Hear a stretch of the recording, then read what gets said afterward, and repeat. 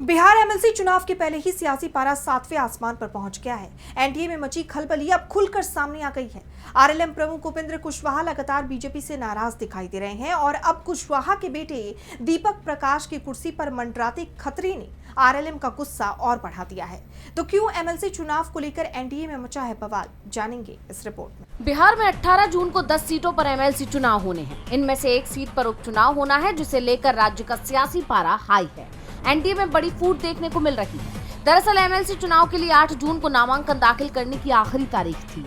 इस दौरान गठबंधन की ओर से 9 सीटों पर उम्मीदवारों ने नामांकन दाखिल कर दिया। माना जा रहा था कि 10वीं सीट पर आरएलएम प्रमुख उपेंद्र कुशवाहा के बेटे दीपक प्रकाश नामांकन दाखिल करेंगे, लेकिन वो विधानसभा नहीं पहुंचे। 10वीं सीट पर आरजेडी की तरफ से सुनील सिंह को प्रत्याशी बनाया गया है। ऐसी स्थिति में दीपक प्रकाश अब किसी भी सदन में नहीं पहुंच पाएंगे।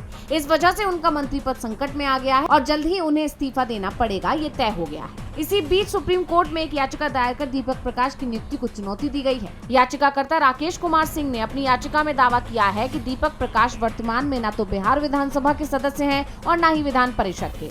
इसके बावजूद उन्हें दोबारा मंत्री पद की शपथ दिलाई गई है, जो संविधान की भावना और प्रावधानों की विपरीत है। कोर्ट में दाखिल इस याचिका में कहा गया है कि संविधान के तहत कोई भी व्यक्ति मंत्री तो बनाया जा सकता है, लेकिन उसे निर्धारित अवधि के अंदर विधानसभा या विधान परिषद का सदस्य बनना जरूरी होता है। याचिका में दावा किया गया है कि दीपक प्रकाश को 20 नवंबर को मंत्री बनाया गया था। बाद में मई में उन्होंने फिर मंत्री पद की शपथ ली, यानी बिना किसी सदन के सदस्य बने दीपक प्रकाश 6 महीने से ज्यादा वक्त से मंत्री बने हुए हैं।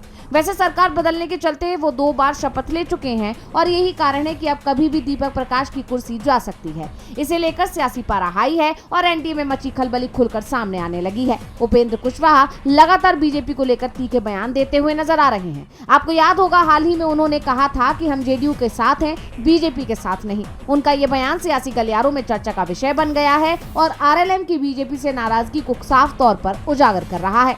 डीवी लाइव की रिपोर्ट।